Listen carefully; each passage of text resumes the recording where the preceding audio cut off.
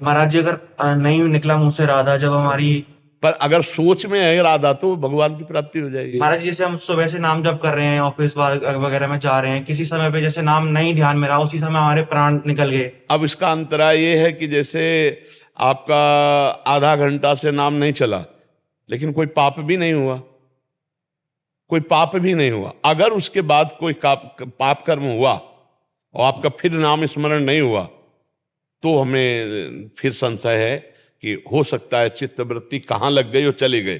और जैसे मानो आप तो काम की बात कर, जैसे एक आदमी राधा बोला और बेहोश हो गया और 3 दिन बाद मरा, तो भगवत प्राप्ति हो जाएगी उसकी, क्योंकि उसके द्वारा कोई पाप कर्म नहीं हुआ।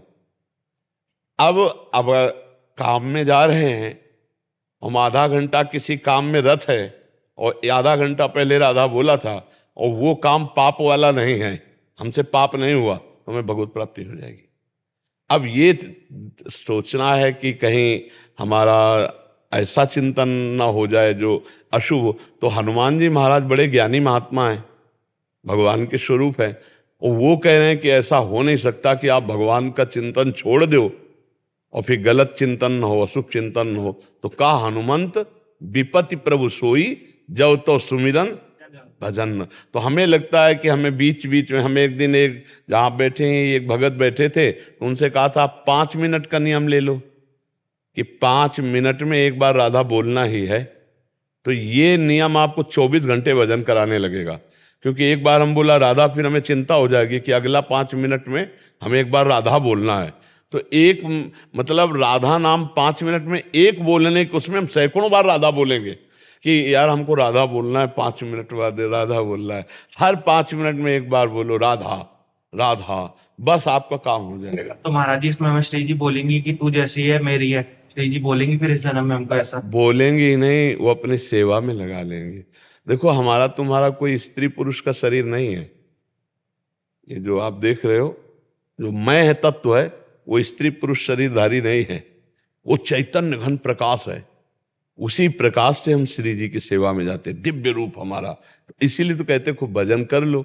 भजन मतलब ये समझो कि आपके पास रुपया है, रुपया, और रुपया बढ़िया है तो होटल में आराम से रुक जाओ, जो आदेश करो वो भोजन मिलेगा, वैसे सुविधा मिलेगी जैसा आपके पास रुपया है। बिल्कुल ठीक ऐसे ही भजन समझ लो। आप जितना भजन करोगे उतना ही आपको सुख मिलेगा।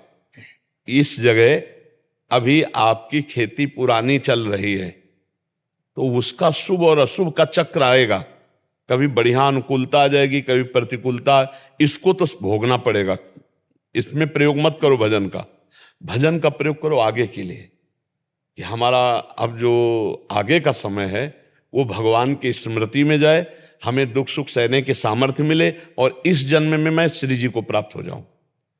जब हमें लगन लगती है ना जैसे रुपया कमाने की, तो ओवर टाइम लोग नहीं करते।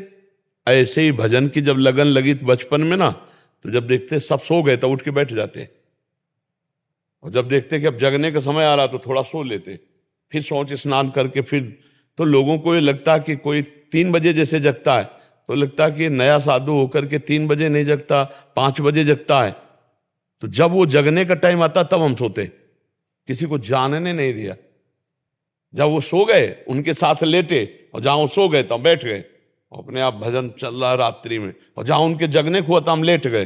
अब वो सोच स्नान को गए, आनंद से घंटा 2 घंटा आराम, फिर स्नान किया, फिर साधन में लग गए, दोपहर में थोड़ा विश्राम कर लिया। फिर जैसे गरीब आदमी रुपया कमाने में लगता है, ऐसे भजन में जब लगा जाता है तब संसार से पार हुआ जाता है। तो अच्छा ये चीज अंदर की है, अंदर अंदर की, माला ले ना ले कुछ करो ना, वो अंदर का है। अब मान लो अभ्यास बनाने के लिए आजकल तो काउंटर भी चल गया, अंगूठी की तरह, हाँ अंगूठी की तरह पहन लो, प्लस ऐसे कर रहे। अच्छा जेब में डाल लो, कोई दिखावा भी नहीं है, और इसमें मन भी लगता है कि आज हमने 50,000 जपा, आज हमने 1 लाख जपा। तो इससे मन में रुचि पैदा होनी, क्योंकि नया मन है ना अभी माया से प्रभु की तरफ, नया नया स्वाद है उसको, तो इसको फंसाना है हमको। और सच्ची कह रहे हैं, अगर ये फंस जाए तो जैसे तुम यहां बैठे हो और अभी कोई विषय चिंतन वो करना चाहे तो अंदर अंदर विषय चिंतन कर लेगा सत्संग सुनते हुए। ऐसे विषयों में रहते हुए भी आप सत्संग का चिंतन कर सकते हो, भजन का चिंतन कर सकते हो, मन साथ दे दे। तो अंदर मन साथ तब देता है जब इसको प्रीति हो जाए या भय हो जाए, दो होना चाहिए, दो में कोई ना कोई होना। भय मृत्यु का हो जाए कि मरेगा तो सब कुछ छूटेगा, कोई साथ तो जाना नहीं, तो राधा राधा राधा राधा, पता नहीं कब मरना है, राधा राधा। या प्रीति हो जाए प्रभु से, तो जैसे काम ही नारी प्यारी जिम, लोभी जिम प्रिय दाम, तिम रघुनाथ निरंतर प्रिय लागो में। तो प्रियता पूर्वक भजन होने लगेगा, भयपूर्वक भजन होगा या प्रियता पूर्वक भजन होगा। तो हम अभी प्रियता पूर्वक तो है नहीं, तो हमें थोड़ा भय रखना चाहिए, हमसे कोई गलती न हो जाए, कोई पापाचरण न हो जाए, कहीं ऐसी जगह प्राण न निकल जाए कि हम प्रियाजू का ध्यान नहीं कर रहे और नाम नहीं जप रहे, प्राण निकल गए तो धोखा हो जाए, राधा राधा राधा राधा राधा राधा, तो आनंद आ जाए। दो में एक चीज आ जाए, या तो प्रीति आ जाए और या भय आ जाए। भय आ जाए, जो सभीत आवा शरणाई रखियो ताई प्राण की नाई। भगवान नहीं कह रहे कि यदि भयभीत होकर मेरी शरण में आ जाए तो मैं उसे प्राणों से यदि अधिक प्यार करूंगा। तो भय आ जाए या प्रीति आ जाए। तो ये दोनों चलते रहते हैं, कभी भय कभी प्रीति। जैसे सत्संग में बैठे हैं या एकांतिक में बैठे हैं तो भाव बन रहा है, हाँ हाँ हाँ, और कभी बाहर हैं तो फिर अच्छा है, अच्छा है। दोनों हमें भगवत प्राप्ति कराने वाले, दोनों भगवान से जोड़ने वाले ना। हाँ, अच्छा है।